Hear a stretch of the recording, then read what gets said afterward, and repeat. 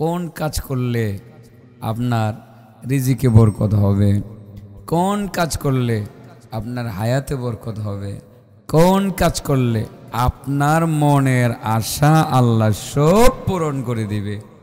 এই বিষয়গুলো নিয়ে একটু কথা বলতাম, মনে চাইতেছে। আপনারা কি শুনবেন? তাইলে যারা আশেপাশে হাঁটতেছেন খালি আইসা পড়েন, মনের আশা সব পূরণ হয়ে যাবে ইনশাল্লাহ। ঠিক আছে না? চাইনি, মনের আশা আছে তো নাকি?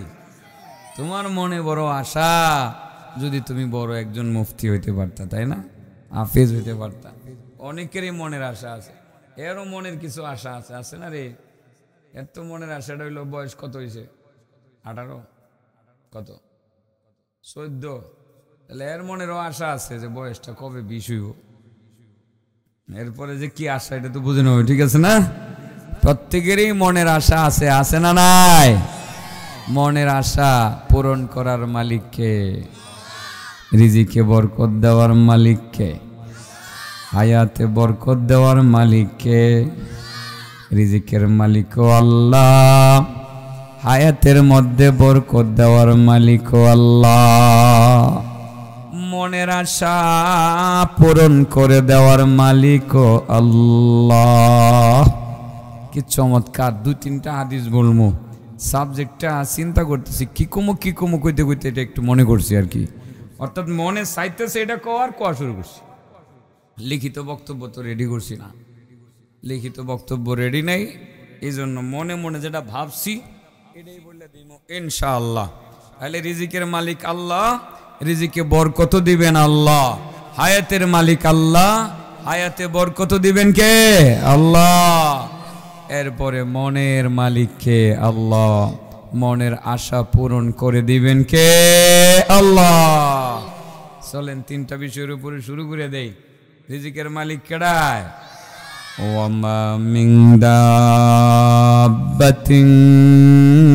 ফিল আরদি ইল্লা আলাল্লাহি রিজকুহা ওয়া ইয়ালামু মুস্তাকাররাহা ওয়া মুস্তাওদাআহা কুল্লুন ফি কিতাবিম মুবিন।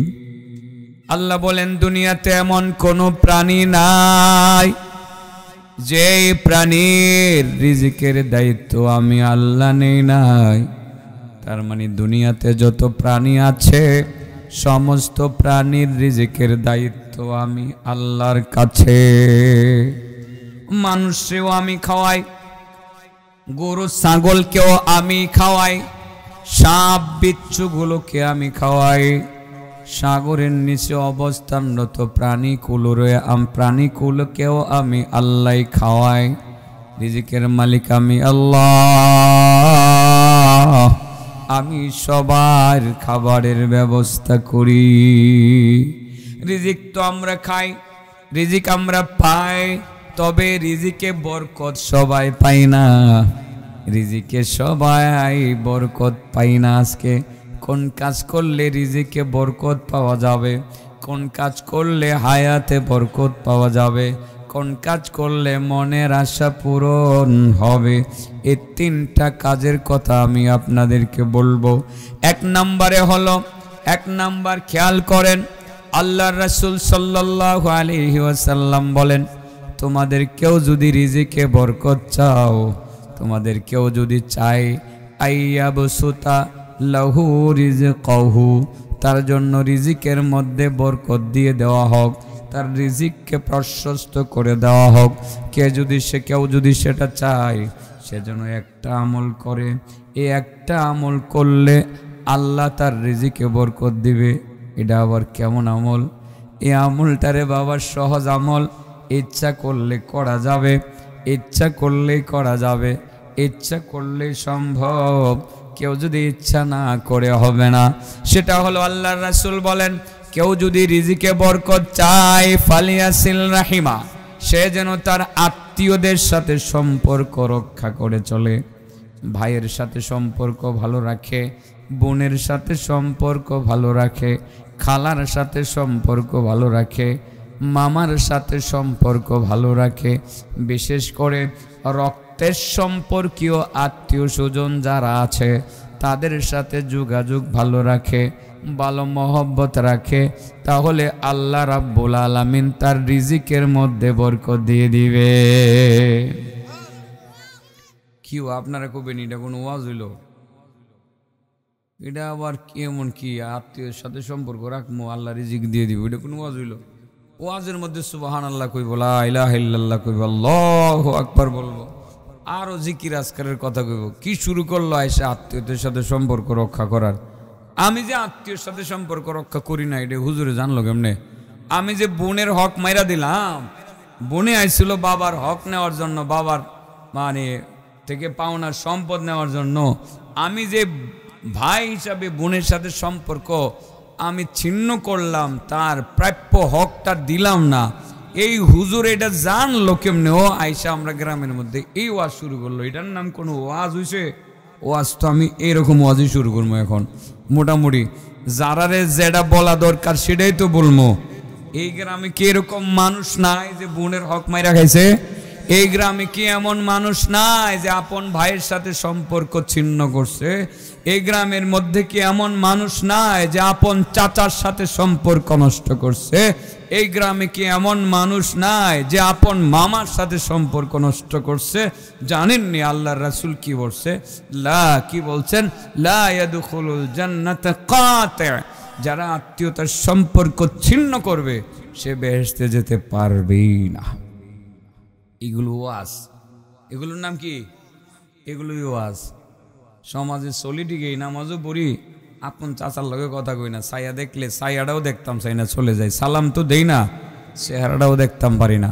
আপন ভাইয়ের চেহারা দেখতে পারে না ভাই, আপন বোনের চেহারা দেখতে পারে না। বোন আসছে বাবার সম্পত্তি নেওয়ার জন্য, বোনকে তাড়াইয়া দিছে, শুধু নিজে একা তাড়াইছে না, জামাই বউ মিল্লা একদম বাড়ি থেকে তাড়াইয়া দিছে।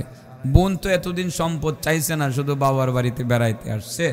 বাবা চলে যাওয়ার পর ভাইয়ের কাছে এসে বলছে, ভাই বাবার সম্পত্তিতে তুমি যদি 10 কোটি টাকার মালিক হও, আমি তো অন্তত পক্ষে 5 কোটি টাকার মালিক হব ভাইয়া, আমারে কিছু দেওয়া লাগবে না, এত কিছু লাগবে না। ভাইয়া একটা কাজ করো, তুমি তো আমাদেরকে লেখাপড়া করাইছো, আদর যত্ন করছো, মায়া মহব্বত করছো, ভাই 5 কোটি টাকার সম্পদ পাবো, সবগুলো দরকার নাই, রাইখা দেও তুমি, আমার বাতিজা বাতিজেরকে নিয়া এদেরকে লেখাপড়া করাও, মানুষ করো, ধার্মিক বানাও, ভাই তুমি ভালো চলো, আমার এত কিছুর দরকার নাই। তবে তোমার 2টা বাইকনা আছে, একটা বাইকনা এটা লেখাপড়া করে না, এটা একটু দুষ্ট হয়ে গেছে, চিন্তা করছিলাম একটু সৌদি আরবে পাঠাইয়া দিমু, টাকা পয়সা নাই, পাঠামো কেমনে? তুমি তো 5 কোটি টাকা তুমি তোমার কাছে আমি পানা ওই, ভাই এত কিছুর দরকার নাই, আমারে মাত্র 5টা লাখ টাকা দিয়ে দাও, আমি এটা নিয়ে তোমার বাইকনাটারে সৌদি আরব পাঠাইয়া দেই, হে দেশে গিয়ে ভালো চলবে না, কিছু টাকা পয়সা পাঠাইলে আমাদের সংসারটা একটু জলজলা হবে না। এবার না ভাইয়ের বউটা ওই যে ভাই একজন মহিলারে আনছে না বাড়ির, মহিলারে কি কয়? বউ কয়। হ্যাঁ কি কইতাম, এই বউগুলো বড় সভ্য না, কি বলে সমস্যা এডি, জামারে ডাক দিয়ে কেউ কি কয়, কি গো কি কয়? তোমার বোনের দেখা যায় মুখ লম্বা হয়ে গেছে গা, এতদিন যত্ন করছি, খাওয়াইছি, এখন আর খাওয়াইতাম না, আর বাড়িতে এলে জাগা ওই দিতাম না। কই কি বাপের বাড়িতে এসে ভাইয়ের কাছ থেকে সম্পদ নিত, এত কিছু করলাম, এটির দিকে নজর দিল না, এখন এসে সম্পদ নিত। এইভাবে ভাইও কয়, তুই কি কইলে? শেষ পর্যন্ত বাবার সম্পদ নিতে আসলি বুঝি না, বাবার বাড়িতে সম্পদ নিতে আসলি, এত কিছু করলাম, বিয়ে শাদী দিলাম, তোর আর হইল না, খাট দিলাম, পালং দিলাম, আবার আইসো 5 লাখ টাকা নিতে, যা আর কোনোদিন ভাইয়ের বাড়িতে আইবি না। চোখের পানি ভালাইয়া বোনে কান্দে আর যায়। আজকে যদি আমার মা থাকতো, এমন কথা কি আমার ভাই আর ভাবি বলতে পারতো? আজকে যদি আমার বাবা থাকতো, এমন কথা কি আমার মা আমার ভাই আর ভাবি বলতে পারতো? ভাই গেলাম, আর আসবো না, যেহেতু মারবা হাত পা ভেঙে দিবা, আর আসবো না, তুমি সুখে থাকো। এই যে বোনের সাথে সম্পর্কটা তুমি ছিন্ন করে দিলা, মনে রাখবা বন্ধু, তুমি জান্নাতে যাইতে পারবা না। রাসূল বলেছেন, লা ইয়াদখুলুল জান্নাতা কাতি', যারা আত্মীয়তার সম্পর্ক ছিন্ন করবে, যৌক্তিক কারণ হোক অযৌক্তিক কারণ হোক, আত্মীয়তার সম্পর্ক ছিন্নকারী সে জান্নাতে যাবে না। পক্ষান্তরে যারা আত্মীয়দের সাথে সম্পর্ক খালি রক্ষা করে চলবে, কম দিয়া হোক বেশি দিয়া হোক, আরে দূরের খালাত্তো ভাইয়ের ঘরের ভাগিনা হেরো খবর লন, মামাত্তো বোনের ঘরের একটা খালাত্তো ভাইয়ের ঘরের ভাতিজা, মামাত্তো বোনের ঘরের ভাগিনা, সম্পর্ক রক্ষা করলেন। খবর হইল যে ব্লাডের সম্পর্ক আছে, হেরে ডাইকেন একটা চাকরি দিয়ে দিলেন, একটা ব্যবসাতে লাগাইয়া দিলেন, ভালো পরামর্শ দিলেন, সম্পর্কটা আপনি যুক্ত করলেন, সম্পর্কটা মজবুত করলেন। আল্লাহ রাসূল বলেন, যদি আত্মীয়তার সম্পর্ক তুমি ছিন্ন না করে সম্পর্ক রক্ষা করে চলতে পারো, আল্লাহ তোমার রিজিকে বরকত দিয়ে দিবেন। আমরা রিজিকে বরকত চাই কি চাই না? রিজিকেও বরকত চাই, হায়াতেও বরকত চাই, ভালো ভালো খাইতে চাই, ভালো ভালো খাইতে চাই, দীর্ঘদিন আমরা বাঁচতে চাই, মনের আশা পূরণ হওয়া চাই। তবে এটা মনে হয় আজকের দিনের জন্য, আজকের রাত্রের জন্য গুরুত্বপূর্ণ ওয়াজ, কারণ অনেকের ভিতরে অনেক মনের আশা লুকায়া থয়ে দিয়েছে। আজকে আমলটা জানবো, জান না আজকে আমল শুরু করে দিব, আজকে আমলটা শুরু করে দিব, মনের আশাটা আমার পূরণ হয়ে যাইব। বাবা আমলটা শুরু করেন, মনের আশা পূরণ না হইলে আমারে জিগায়েন, আরেকদিন দূরে জিগায়েন ইনশাআল্লাহ। তাহলে প্রথম প্রশ্নটা কিও কৌশে দিহি, কোন কাজ করলে আল্লাহ রিজিকে বরকত দিব? আত্মীয়দের সাথে সম্পর্ক রক্ষা করে চললে আল্লাহ কিসে বরকত দিব? রিজিকে বরকত দিয়ে দিব। আর হায়াতে বরকত দেওয়ার আরেকটা আমল আছে, আরেকটা আছে, এটার লোকে মিলে বলে ফেলি। আর মনের আশা পূরণ হওয়ার আমলটাও তো আছে, আছে না? মনের আশা আছে না? মনে হয় এর ভিতরে নাই, হ্যাঁ ফেরেশতা সাজে বড় মনের ভিতরে ভালো ভালো কিছু আশা আছে না? আছে, সবারই আছে, আমারও আছে মনের ভিতরে বড় আশা, সবার আছে। এই মুরব্বী চাচারে যদি জিগায়, চাচা আপনার কি আশা? কিছু নাই, ছেলে মেলে আবার করে লেছে, তবে একটা আশা ছিল, কেন যদি একটা মসজিদ বানাই দিতাম, কথার কথা, এরকম একটা মনের আশা প্রত্যেকের ভিতরে জিগাইলে একটা অবশ্যই অবশ্যই আছে। তোমারও তো মনের একটা আশা আছে, হয়তো কইতা না, কইও না, ভিতরটা ভিতরে লুকায় রাখো, আমল শুরু করে দিবা, আল্লাহ তোমার মনের আশাটা পূরণ করে দিব ইনশাআল্লাহ। এবার হায়াতে বরকত চাই, বেশি দিন বাঁচবো কিভাবে? একটা আমলের কথা বললেই দিয়ে ফেলি, বললেই দেই, এই আমলটা আজকে থেকে আপনারা নিয়মিত করবেন, করবেন তো ইনশাআল্লাহ, করবেন তো? আনাস ইবনে মালিক রাদিয়াল্লাহু তাআলা আনহু বলেন, রাহমাতুল লিল আলামিন মুহাম্মাদুর রাসূলুল্লাহ সাল্লাল্লাহু আলাইহি ওয়াসাল্লাম আমাকে 5টি নসিহত করলেন। কয়টি নসিহত? আল্লাহর নবী আমারে 5টি নসিহত করলেন। 5টি নসিহতের মধ্যে প্রথমত একটা নসিহত করতে গিয়া বলেন, আনাস তুমি উত্তম রূপে ওযু করিয়া আমল চলমান রাখো। তুমি যখন ওযু করবা উত্তম রূপে ওযু করবা, ভালোভাবে ওযু করবা। তাইলে বোঝা গেল ওযুর মধ্যেও 2 নাম্বার ওযু আছে। 2 নাম্বার ওযু কোনটা? আরে মানুষ মসজিদে না ঢুকলে মানুষ বলবে লোকটা নামাজ পড়ে না, তারা হুরা করে আপনি ওযু করলেন, হাতের মধ্যে পানি দিলেন, কবজি পর্যন্ত ধৌত করলেন, মুখে পানি দিলেন, কানের লতি পর্যন্ত পানি পৌঁছলো না, 2 হাত ধুইলেন, কোনো রকমে পানি ছিটিয়ে দিলেন টাকনো পর্যন্ত, টাকনো সহ আপনি ধুইতে পারলেন না, মাথা মাসে কোনো রকমে করলেন, পাও ধৌত করলেন, শীতের দিনে আপনি পাউডারে ঘষলেন না, দেখা গেল আঙ্গুলের চিপা চাপাই পানি পৌঁছে নাই, এটা হলো 2 নম্বর ওযু। এইরকম ওযু দিয়া নামাজ হবে না, এইরকম ওযু দিয়া কোনো লাভ হবে না। আল্লাহ রাসূল সাল্লাল্লাহু আলাইহি ওয়াসাল্লাম হযরতে আনাস ইবনে মালিককে বলছিলেন, আনাস তোমারে আমি 5টা নসিহত করব। 1 নাম্বার নসিহত হলো, আনাস উত্তম রূপে ওযু করবে, উত্তম রূপে ওযু করিয়া তোমার আমলগুলো তুমি চালু রাখবে। যদি উত্তম রূপে আমল করিয়া তোমার আমল তুমি চালু রাখতে পারো ওযু করিয়া, যদি উত্তম রূপে ওযু করিয়া তোমার আমল চালু রাখতে পারো, তোমার 2টা লাভ নিশ্চিতভাবে হবে।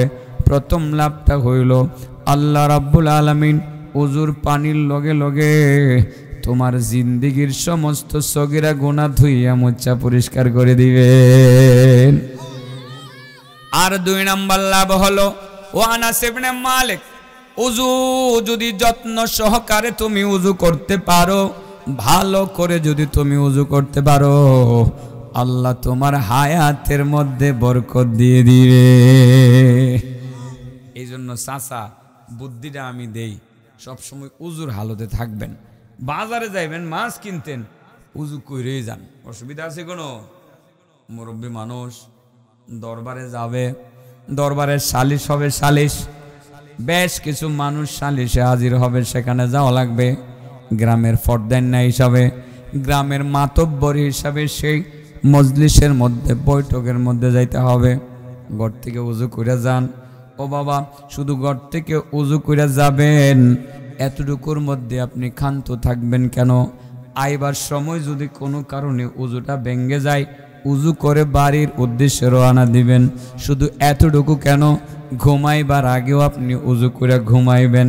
কারণ আল্লাহর রাসূল সাল্লাল্লাহু আলাইহি ওয়াসাল্লাম যারা উজু করে ঘুমায় তাদের ব্যাপারে একটা ফজিলতের কথা বলেছেন। সাবজেক্ট মনে আছে না ভুলে গেছে? কি? রিজিকে বরকত চাই, হায়াতে বরকত চাই, পরে মনের আশা পূরণ হওয়া চাই।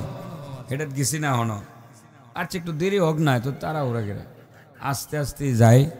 এখন হায়াতে বরকত হওয়ার আমলের কথাটা বলতেছে। হযরতে আনাস ইবনে মালিক কে রাসূল বলেন, আনাস তুমি উত্তম রূপে ওযু করবা। উত্তম রূপে যদি ওযু করে আমল চালিয়ে রাখতে পারো, চালিয়ে যাইতে পারো, 2টা লাভ হবে। কয়টা লাভ? 2টা লাভ হবে। 1 নম্বরে আল্লাহ জিন্দেগীর গুনাহ খাতাগুলো ধুয়ে মুছে পরিষ্কার করে দিবেন। আর 2 নম্বরে আল্লাহ রাব্বুল আলামিন হায়াতে বরকত দিয়ে দিবেন।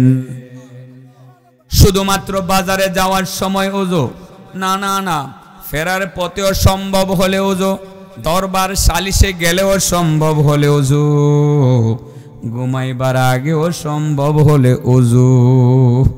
আল্লাহ রাসূল বলেন, মামবাতা তাহিরান ফি শিআরিহি মালাক ফালাম ইয়াস্তাইকিজ ইল্লা ক্বালাল মালাক আল্লাহুম্মা ইগফির লিআবদিকা ফুলান ফাইন্নাহু বাতা তাহিরা। অগ্রিম সুবহানাল্লাহ। রাতের বেলা উযু করার যে কি লাভ, মাইকটা ইজি হয় না রে, আমার দেখতে পারে আত্মা বাড়ি যেতে থাকে, আওয়াজ তো বাইরে বেলা ইজি করতে পারি, বাইরে আওয়াজ বালায় আমার জানি কেরে শুইতেছে না, একটু গলা মনে হয় যে একেবারে ফাইটটা হুইটাইতে আছে। আল্লাহু আকবার, একটু একটু বালা হইতাছে। কি কইছিলাম? অগ্রিম সুবহানাল্লাহ বলতেন, বুঝছেন না তো কেরে যে না বুঝছি সুবহানাল্লাহ কইছেন, নেকি পাইছেন নি? আরে আসমান জমিন বইরে আল্লাহ নেকি দিয়ে দিছে, সুবহানাল্লাহ কইন।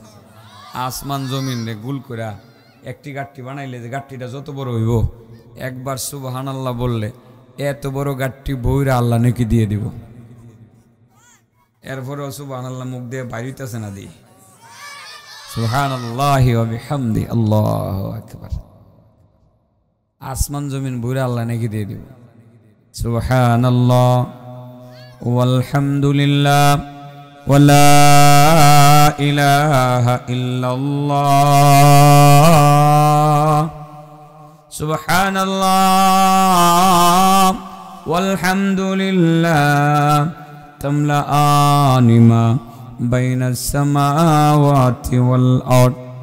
বান্দা যখন জবান দিয়া সুবহানাল্লাহ বলে, বান্দা যখন আলহামদুলিল্লাহ বলে, আসমান জমিনের মধ্যবর্তী খালি জায়গা তার জন্য সওয়াবে ভরপুর হয়ে যায়। অগ্রিম সুবহানাল্লাহ বললেন, কোনো সমস্যা হয় নাই, নেকি হয়ে গেছে। আসমান জমিন ভৈরা আপনি নেকি পেয়ে গেছেন। হাদিসটা শুধু ইবারত বলছিলাম, মামবাতা তাহিরান ফি শিআরিহি মালাক। আল্লাহর যে বান্দা রাতের বেলা উযু করে ঘুমায়, আল্লাহ তার মাথার বালিশের পাশে, তার মাথার পাশে সারা রাত একজন ফেরেশতা দিয়া তারে পাহারাদারি করান। ফেরেশতা একজন পাঠাইয়া দেয়, ওই ফেরেশতা যিনি উযু করে ঘুমাইছেন সারা রাত তাকে পাহারাদারি করে, মাতার পাশে দাঁড়াইয়া দাঁড়াইয়া পাহারাদারি করে।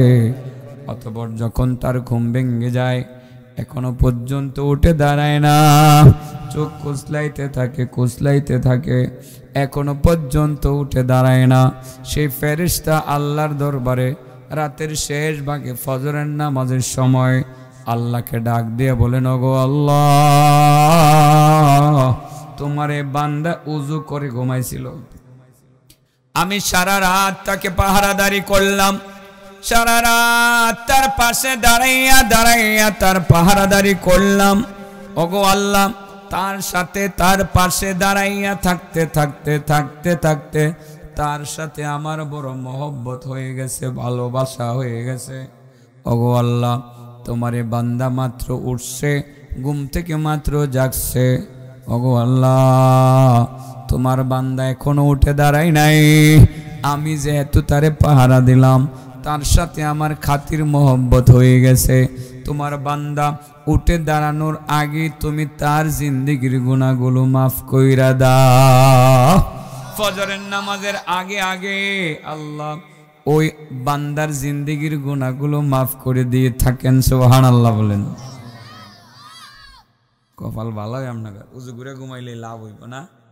ফেরেশতা যদি আল্লাহর কাছে দোয়ায়ে মাগফিরাত করে, আল্লাহ তোমার এই বান্দারে তুমি মাফ করে দাও, ফেরেশতার দোয়া কবুল হইব কি হইতো না?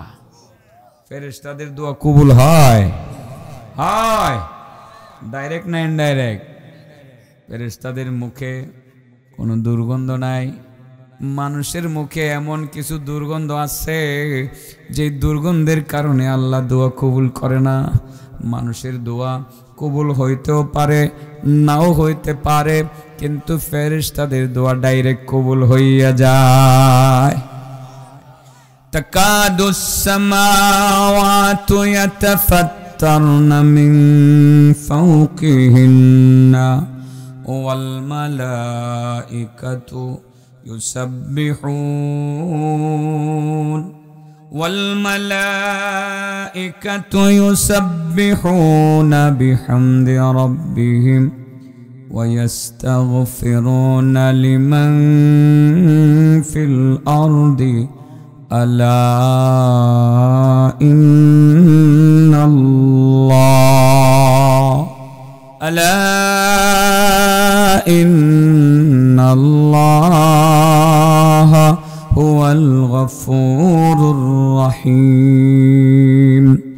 মাঝে মধ্যে যখন মানুষ অন্যায় কাজে সীমা লঙ্ঘন করে ফেলে, পাপাচারে যখন মানুষ সীমা অতিক্রম করে, পুরুষেরা যখন আল্লাহর বিধান মানে না, যারা মসজিদে যায় না, সুদ খায়, ঘুষ খায়, হারাম খায়, মহিলারা যখন আল্লাহর বিধান মানে না, পর্দা মতো চলতে চায় না, তখনই কিন্তু আল্লাহ রাব্বুল আলামিন রাগান্বিত হইয়া দুনিয়ার মানুষের উপরে আযাব নাজিল করতে চান।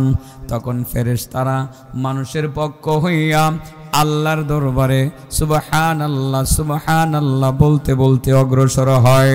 ফেরেশতারা আর একটু সামনে অগ্রসর হইয়া আলহামদুলিল্লাহ আলহামদুলিল্লাহ বলে আর একটু সামনে অগ্রসর হইয়া আস্তাগফিরুল্লাহ আস্তাগফিরুল্লাহ বলে বলে আল্লাহর দরবারে ক্ষমা চায়। আল্লাহ রাব্বুল আলামিন তখন ফেরেশতাদেরকে লক্ষ্য করে বলেন, ও আমার ফেরেশতারা, তোমরা কার জন্য ক্ষমা চাইতেছো? কেনই বা ক্ষমা চাইতেছো? তোমরা তো কোনো অন্যায় করো না, তোমরা কোনো পাপাচার করো না, তোমরা মিথ্যা বলো না, তোমরা সুদ খাও না, তোমরা ঘুষ খাও না, তোমরা কোনো অন্যায় করো না, তারপরও তোমরা কেন ক্ষমা চাইতেছো? ফেরেশতারা বলে, আল্লাহ, কদমতলা চরিয়াকোনা এলাকার মানুষ পাপাচার করেছে, অন্যায় করেছে, রাগান্বিত হয়ে তুমি আসমান ভেঙে ফেলে দিতে চাচ্ছ। আল্লাহ, তোমার বান্দা বান্দিরা বুঝে নাই। আল্লাহ, আমরা ফেরেশতারা নিজের জন্য ক্ষমা চাই না, তোমার এই বান্দা বান্দিদের জন্য ক্ষমা চাই, আমাদের খাতিরে তুমি তাদেরকে মাফ করে দাও। আল্লাহ ডাক দিয়ে বলেন, ও আমার ফেরেশতারা, তোমরা যেহেতু আমার ফেরেশতা, তোমরা গুনাহ করো না, তোমরা আমার কাছে আমার বান্দাদের জন্য ক্ষমা চাইলা, আমি আল্লাহ তোমাদের দোয়া কবুল করে আমার বান্দাদেরকে মাফ করে দিলাম। তাইলে যে আপনি উজু করে ঘুমাইলেন, ফেরেশতা যে আপনার জন্য দোয়া করলো সকালবেলা, আল্লাহ এর মাফ করে দাও, তাহলে ফেরেশতার দোয়া কবুল হইব কি হইতো না? সকালবেলা আপনি বুঝতেই পারবেন আপনার আমল নামায় আর কোনো গুনাহ নাই। তাইলে ফেরেশতারা দোয়া করলে দোয়া কবুল হয়নি। মাঝে মধ্যে আল্লাহ রাগ হয়, ঠিক হই, রাগ হয়ে দিমু আসমান ভাঙ্গা ফালায়া।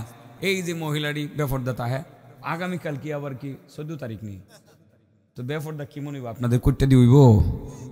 হ্যাঁ বউ মেলা, আরে কি নাই, কি মেলা নাই, বই মেলা তো, বউ মেলা তো চলতে আছে, বই মেলার বউ মেলা গই।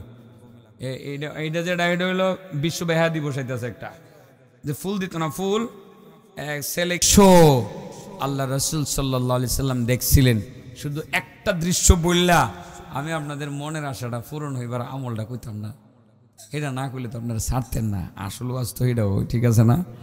এটার মধ্যে আমি যাইতেছি গা, বেফরদার কথা একটু কইল কিও নাকি মহিলারা রাগ করবো?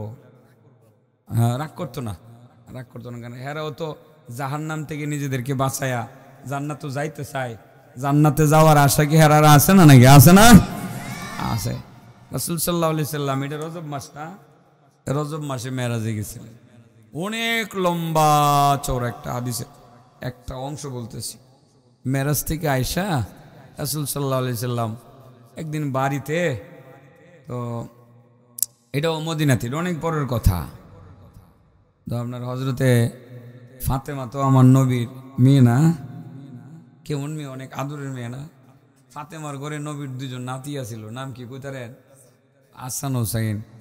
আর ফাতেমার মেয়ের জামাই ছিল কেডা? আলী। তো একদিন আলী কয় শ্বশুর বাড়ি বেড়াইতাম যাবো, ফাতেমা কয় যে বাপের বাড়ি বেড়াইতাম যাবো, হাসান হোসেনে কো নানার বাড়ি বেড়াইতাম যাবো, পারি কি একটাই না তিনটা? তো এরা রওনা দিছে, চারজনে মিল্লা, হাসান হোসেন, ফাতেমা আর আলী আমার নবীর বাড়িতে যাইব। সাধারণত নাতি পুতিদেরকে দেখলে সাধারণত নানা দাদা যারা আছে এর কাছে একটু ভালোই লাগে। বুড়া কালে জিয়ের করে নাতি ডাইলে নানা যে কি খুশি, ও আইসস নাতি, কি খাবি? কুটিয়া দি বাজার থেকে আনতাম, কি খুশি নাতি লুইয়া। হ্যাঁ কি জানি বড় লোকের হাতি আর গরিব মানুষের নাতি বড় দামি। তো আল্লাহ রাসূল সাল্লাল্লাহু আলাইহি সাল্লাম হাসান হোসেন রে দেখলে একেবারে নবী অনেক খুশি হইতেন। ফাতেমারে তো মেয়ে না, মেয়েরা এমনি তো বাপে বেশি আদর করে, নাকি আপনাদের এলাকায় করে না? করে। মেয়েরা এমনি বাপে বেশি আদর করে, এও আবার ফাতেমা সবচেয়ে বেশি আদরের মেয়ে। নবীর বাড়িতে গেলে আমার নবীর চেহারাতে হাসি খুশি থাকবে, এটাই তো স্বাভাবিক। কিন্তু ওই দিন ফাতেমা গিয়ে দেখেন নবী ঘর থেকে বেরিয়েছে, ফাতেমারেও দেখলেন, হাসান হোসেনরেও দেখলেন। অন্যদিন তো নাতিরে লইয়া একেবারে ডাইরেক্ট করলে কান্দ লইয়া লাগে, কথা বুঝছেন না? আজকে নবীর কোনো অনুভূতি নাই সাল্লাল্লাহু আলাইহি ওয়াসাল্লাম। হাসান হোসেনরও কোলে নিছে না, ফাতেমারও এরকম ভালো বোরা খুব একটা বেশি জিগাইছে না, আর আলীরও এরকম ভালো বোরা খুব একটা বেশি কইছে না। কিন্তু বাবার মনের ভাষা অনেকে না বুঝলেও মেয়েটা বুঝে, ঠিক না বেটি? বুঝে কি বুঝে না? আমি পরীক্ষা করে দেখছি, আমার মনের ভাষা যতটুকু আমার মেয়ে বুঝে এটুকু আমার মেয়ের মাও বুঝে না। আমি দেখি আমার ব্যাগটা যেদিন আমার মেয়ে বরাট করে দিব আইবার সময়, এদিন আমার কোনো কিছু শর্ট থাকতো না। মোবাইলটাও দিব, কলম দিব, ডায়েরি দিব, একটা মাফলার দিয়ে দিব, সাথে এই টুপিটা দিয়ে দিব, একটা মেরিল দিয়ে দিব, ওষুধটিও দিয়ে দিব। না থাকলে জিগাইব, বাবা এই ওষুধটা কই নাই দি, সব দিয়ে দিব। মেয়ে যেদিন ব্যাগটা সাজাই দিব এদিন আমার আর কোনো শর্ট নাই। আর মেয়ে যেদিন গড় থাকতো না, গাড়িতে উঠটা ব্যাগও হাত দিয়া একটা না একটা কম থাকবই। এটা আমি দেখছি হিসাব করে। এখন রেকর্ডে যদি আমার বাসায় জায়গা, আমি আর মা একটু রাগই করবো, আচ্ছা রাগ করলে করো, এটা জাগা, এটা জাগা যাইলেই বেলা, হ্যাঁ খেয়াল করে না কেন, কেরে এত কষ্ট করি, করতো না, করো। তো আল্লাহ রাসূল সাল্লাল্লাহু আলাইহি ওয়াসাল্লাম ওই দিন হাসান হুসেনের দিকেও এত নজর নাই। ফাতেমা তো বাবার মনের ভাষা বুঝে লেছে, আব্বু আপনার কি হয়েছে, মনটা খারাপ, বুঝে লেছে কিন্তু না, মা যাও বাড়িতে যাও, বাড়িতে যাও, পরে কথা হইব না। আব্বু আপনার মনটা অনেক খারাপ, কি হয়েছে একটু বলেন তো, আপনার কি কোনো সমস্যা? না গো মা, খুব সমস্যা নাই, তবে একটা, যেহেতু দর্শো তুমি, আমি একটা বিষয় নিয়ে চিন্তিত আছি। কাকে নিয়ে চিন্তিত আছেন? মা, আমার উম্মতের মহিলারা আছে না, মহিলাদের কিনে টেনশনে আছে। ফাতেমা তো এমনি ঘাবড়ে গেছে, তাহলে আমিও তো মহিলা হই। আমি কি? আমিও তো মহিলা। যেহেতু আব্বাজান মহিলাদের কিনে টেনশনে আছে, আমিও তো তাইলে মহিলা হই। পড়লাম তো বড় বিপদে। আব্বু কি দেখছিলেন? মা গো, দেখছিলাম আমি যে মেরাজে গেছিলাম, সেখানে কিছু মহিলাদেরকে দেখছিলাম, মহিলাদের ভয়ঙ্কর শাস্তির কিছু দৃশ্য দেখছিলাম। মা বোনের একটু খেয়াল করেন আমার কথাটা। একটা পয়েন্ট বললে আমি যাবো, এখানে 10টা পয়েন্ট আছে। কারণ আমি মনের আশা পূরণ করার আমলটা না বললে এটা বেইনসাফি হইব। আমি আগেই লোভ দেখাইছি যে কোন কাজটা করলে মনের আশাটা পূরণ হয়ে যাইব। এই লোভটা যেহেতু দেখাইছি, সেটা যাবো এটা কইয়া। মাগো, আমি একটা দৃশ্য দেখছিলাম, মহিলাদের দৃশ্য, তাদের আযাবের দৃশ্য। একটা জায়গাত গিয়ে দেখি একটা মহিলার চুলের মধ্যে ধুইরা উপরে লটকায় রাখা হয়েছে, নিচের দিক থেকে আগুন ধরাইয়া দেওয়া হয়েছে। তার মগজ গলতে গলতে নিচে পড়তেছে আর দুর্গন্ধ ছড়ায় পড়তেছে। একটা মহিলারে চুলের মধ্যে ধুইরা লটকায় রাখা নিচে আগুন ধরাইয়া দিলে, আগুন যদি জ্বলতে থাকে, হিটে যদি শরীর গলতে গলতে নিচে পড়ে, আরাম লাগবো নাকি ব্যারাম লাগবো? কঠিন কঠিন। আল্লাহ রাসূল সাল্লাল্লাহু আলাইহি সাল্লাম এইভাবে বলতে বলতে 10 প্রকার মহিলার কথা বললেন, আর ফাতেমা খালি দাঁড়ায় দাঁড়ায় শুনলেন। লাস্টে বললেন, আব্বু মহিলাটি কেডা, কারা? কারণ ফাতেমার ভিতরেও টেনশন, আমি কি সেই মহিলাদের অন্তর্ভুক্ত হয়ে গেলাম কিনা, আমি আবার সেই আযাবের মধ্যে শামিল হয়ে যায় কিনা, সেই চিন্তা কিন্তু ফাতেমার ভিতরে ঢুকে গেছে। নবী বললেন, ফাতেমা, সেই মহিলারা কারা, তাদের পরিচয় তুমি জানতে চেয়েছো, এবার আমি বলতে শুরু করি। ফাতেমা, ও আমার আদরের সন্তান ফাতেমা, আমি যে দেখছিলাম একজন মহিলার চুলের মধ্যে ধরে তাকে উপরে লটকে রাখা হয়েছে, নিচের দিক থেকে আগুন ধরিয়ে দেওয়া হয়েছে, আগুনের প্রভাবে তার মগজ গলতে গলতে নিচে নিক্ষিপ্ত হইতেছে, দুর্গন্ধ ছড়িয়ে পড়ছে। সে হলো পৃথিবীর ওই সমস্ত মহিলাদের একজন মহিলা, যে সমস্ত মহিলারা মাথার মধ্যে কাপড় দিয়া চলতে পছন্দ করে না,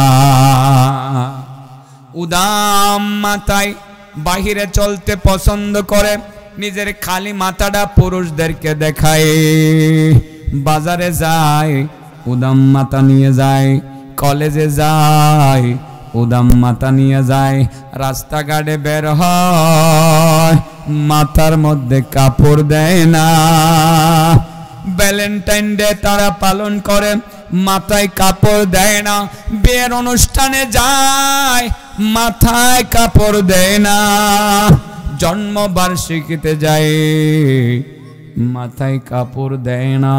যে সমস্ত মহিলারা মাথার মধ্যে কাপড় দেয় না, যে সমস্ত মহিলারা মাথার মধ্যে কাপড় দিবে না, ওই সমস্ত মহিলাদেরকেই মূলত তার চুলের মধ্যে ধরে উপরে লটকিয়ে রাখা হবে, নিচের দিক থেকে আগুন ধরিয়ে দেওয়া হবে, তার মগজ গলতে গলতে গলতে গলতে নিচে নিক্ষিপ্ত হবে, 1 সেকেন্ডের জন্য সেই আযাব থামবে না।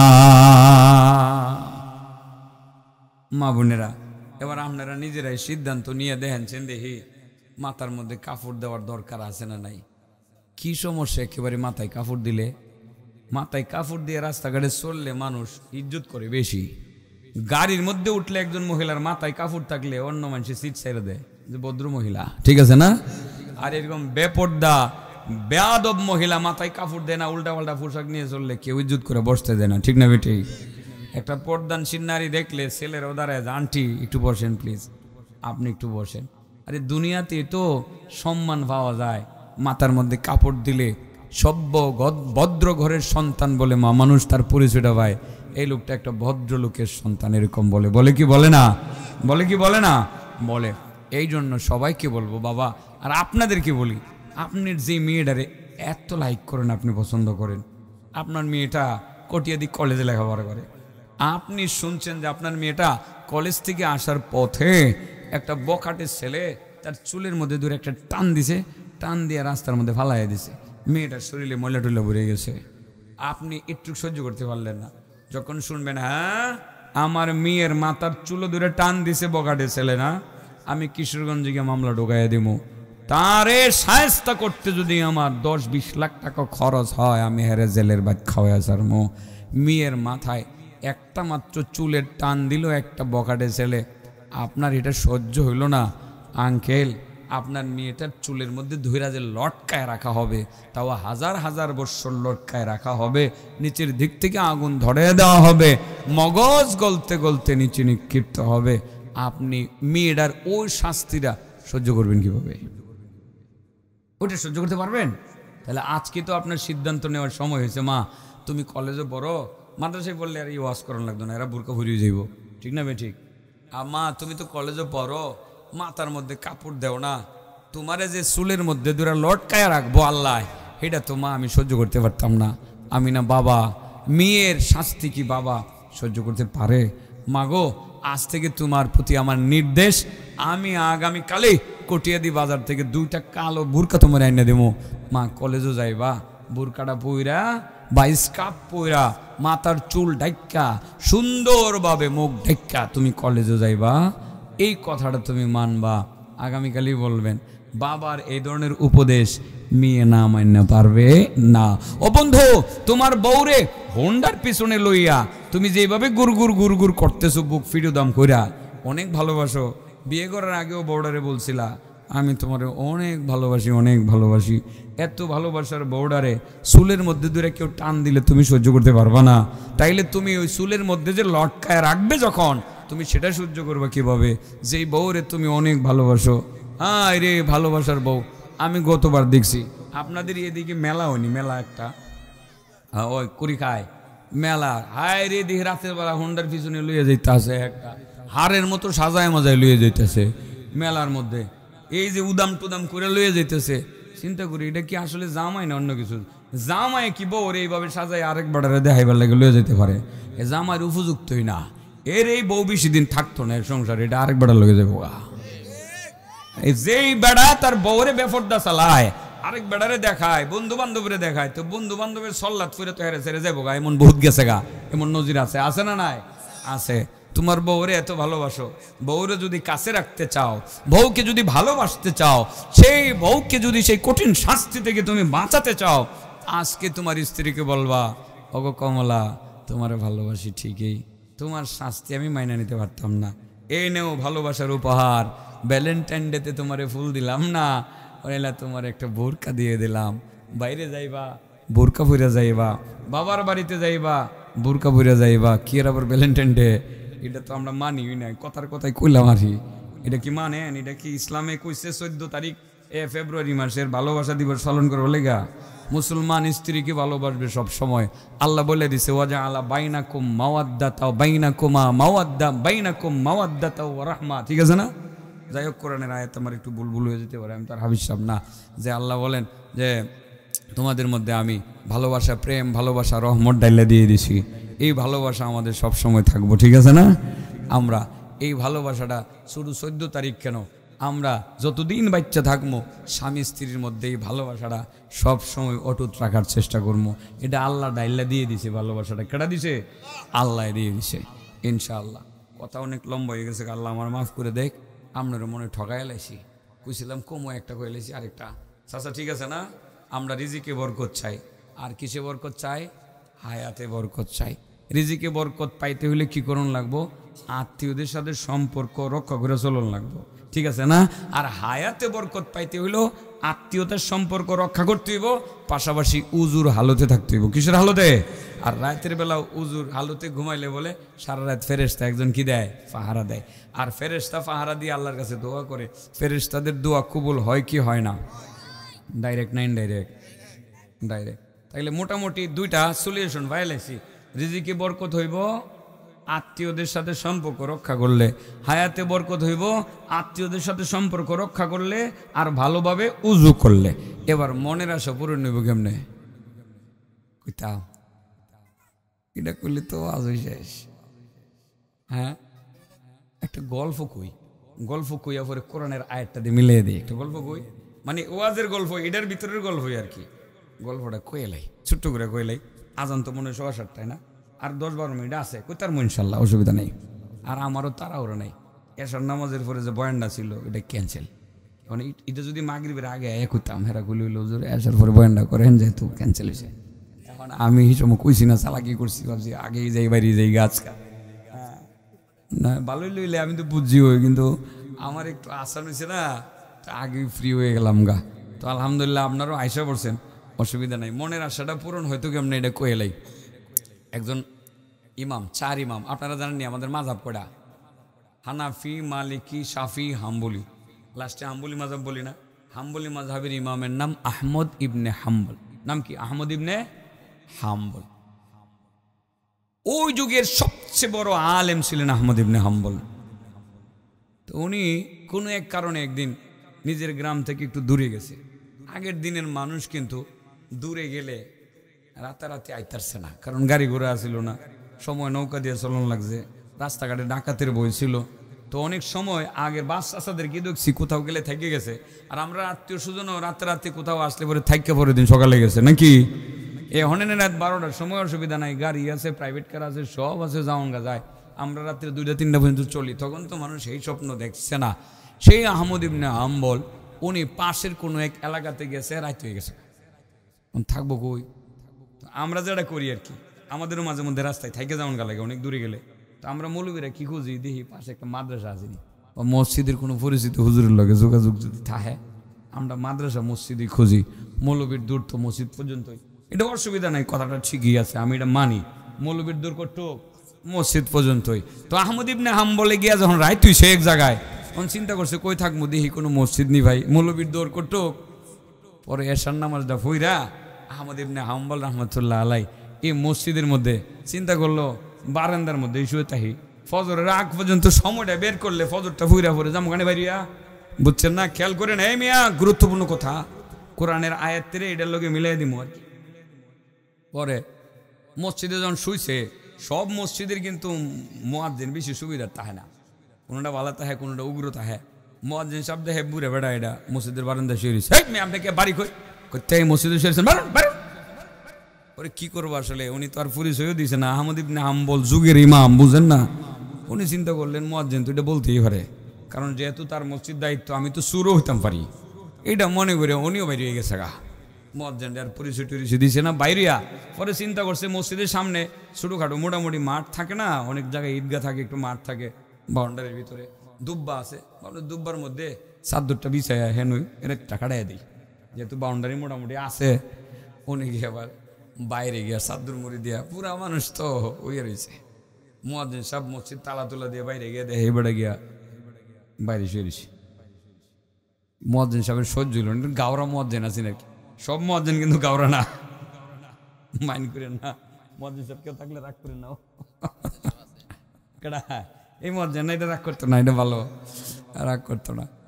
পরে গিয়ে কই মিয়া মিয়া এনে শুয়েছেন কে রায়া, কারি ভাই তুমি মসজিদের ভিতর থেকে বাইর করছো, যুক্তি আছে। আমি ভাই মেহমান মানুষ, বুড়া মানুষ, এনে একটু শুয়ে রয়েছি, তোমার এক করে কি হয়ে যায়, কত বড় সাহস, এক করে কথা পর্যায়ে একটু রাগারাগি হয়েছে। পরে আহমদ ইবনে হাম্বলে মুয়াজ্জিন এটাকে বেড়া দিতাম, মুয়াজ্জিন এমন এক ধাক্কা দিছে, ধাক্কা না খাইয়া রাস্তা ক্রস করে গড়াইতে গড়াইতে রাস্তার হে পাশে এক দোকানের সামনে গিয়ে পড়ছে। পুরো মানুষ বুঝেন না, এন গিয়ে পড়ছে। পরে এই দোকানের ভিতরে এক লোক রুটির কাম করে, কের কাম করে, দেখা পরে গিয়ে উঠাইছে, কি হয়েছে আপনার? আমার কি হয়েছে মানে, আমি ওই রাত্র হয়ে গেছে, ভাবছিলাম মসজিদে শুয়ে থাকি, মুয়াজ্জিন সাহেব আমারে বাইরে করে দিয়েছে। পরে বাইরে গিয়ে শুয়েছি, পরে হ্যান থেকেও আমারে রাগারাগি করিয়া পরে আমার ধাক্কায় বাইর করে দিছে, এন আইসি আর কি, কি করবো। পরে রুটির যে কারিগর, এই কারিগরে হুজুর রাগ করেন না, মুরব্বী রাগ করেন না, এখনো কিন্তু চিনছে না লোকটা কাটা, রাগ করেন না, মুয়াজ্জিন এটা রক দেরা, এটার কি রক দেরা, এটা একটু বেশি রক ছাড়া মানুষ, এটা একটু রাগ টাগ করেন না। আপনি তো রাত্রটা থাকলে চলে, আমার রাত্রটা থাকলে চলে, আমি সারা রাত রুটি বানাবো, আমার রুমটা খালি, বিছনাও আছে, তুষুকও আছে, আপনি এনে সারা রাত শুয়ে থাকেন, ফজরের নামাজের সময় আমি ডাক দিব না, আহমদ ইবনে হাম্বল খুব ভালো হয়েছে, কিলঘুষি খাইয়া এই বেটা যে আমারে ধাক্কায় দুক্কায় ফালাইছে, এবার আয়া খাড়ে শুইতাম পারবো, একটু আরামে একটু শুইতে গেছে আরামে, তো আরামে শুয়ে রয়েছে। এরপরে চিন্তা করতেছে কি হইলো, ঘুম তো আর আয় না, নতুন জায়গায় গেলে কি ঘুমায়ে বালা, ঘুম টুম আয় না। তো এই বেটা যে রুটি বানায়, কি বানায়, রুটি বানায়, তো রুটি বানায় আর পরে আস্তাগফিরুল্লাহ আস্তাগফিরুল্লাহ আস্তাগফিরুল্লাহ আস্তাগফিরুল্লাহ। ইমাম আহমদ ইবনে হাম্বলের ঘুম হয় না, পরে গিয়া কই রুটি বানাইতেছে, বেটার লোকে বয়ে থাকি, বেটা রুটি বানাই দেখি না, কাছে গিয়া দেখে রুটি বানায়, কি ঘুমাইতেন না কোনা, আপনি রুটি বানাইতেছেন, আপনার লোকে বয়ে থাকি। আচ্ছা ভাই তোমার লোকে বয়ে থাকি একটা কথা জিগাই, তুমি দি খালি রুটি বানাও আর খালি কো আস্তাগফিরুল্লাহ আস্তাগফিরুল্লাহ আস্তাগফিরুল্লাহ, তুমি এত আস্তাগফিরুল্লাহ পড়তেছো কে রে? ক আস্তাগফিরুল্লাহ যে পড়তাছি, ভাবলাম যে কাজ করি আর সময়টা নষ্ট করে লাভ কি, কামও করি সময়টাও কামে লাগাই, আমি আস্তাগফিরুল্লাহ পড়ি। তো ভালো, তুমি আস্তাগফিরুল্লাহ এত যে পড়লা, জীবনে তোমার কি লাভ হয়েছে এত আস্তাগফিরুল্লাহ বললা, একটু বলবা। আস্তাগফিরুল্লাহ পড়ছি যে আমার এই ইস্তিগফারের বদৌলতে আল্লাহ আমার জীবনের সব কিছু আল্লাহ সহজ করে দিছে, যা আছে সব সহজ করে দিছে। তো আর কি বাকি আছে? বাকিটা কি নাই, এই আস্তাগফিরুল্লাহ পড়তেছি যে আল্লাহ আমার মনের আশা সবই পূরণ করছে, তবে আমার মনের একটা আশা বাকি রয়েছে, এটাই মাত্র বাকি, আর কোনো বাকিটা কি নেই। কি বাকি রয়েছে? বাকি রয়েছে আমি খালি এই জমানার সবচেয়ে বড় ইমামের নাম শুনছি, আহমদ ইবনে হাম্বল। এই বেচারার লগে কত যে চিন্তা করতেছি, চেষ্টা করতেছি, ফাঁক করে গিয়ে একদিন আল্লাহ রলির লগে দেখা করে আমো, হাত মিলাই আমো। আমার মনের এই আশাটাই একটু বাকি রয়েছে, এটা পূরণ হয়েছে না। আস্তাগফিরুল্লাহ পড়তেছি, দেখি আল্লাহ আমার এই আশাটা নি পূরণ করে দেয়। আহমদ ইবনে হাম্বল বুইরা, হ্যাঁ এ লেগেই বুঝি আল্লাহ আমার এনে রাইট করছে, আর এনে এই বেটার কিলঘুষি খাওয়াইয়া ঘরে ঘরে তোমার কাছে এনে বসাইছে, তোমার লাগে তো এই কামান করছে। এই বেটা ভালো করে দাও, আমাদের নাম বলতে দেখো, এবার তো ঠাসকি লেগে গেছে। রুটিওয়ালা কি আপনি আহমদ ইবনে হাম্বল?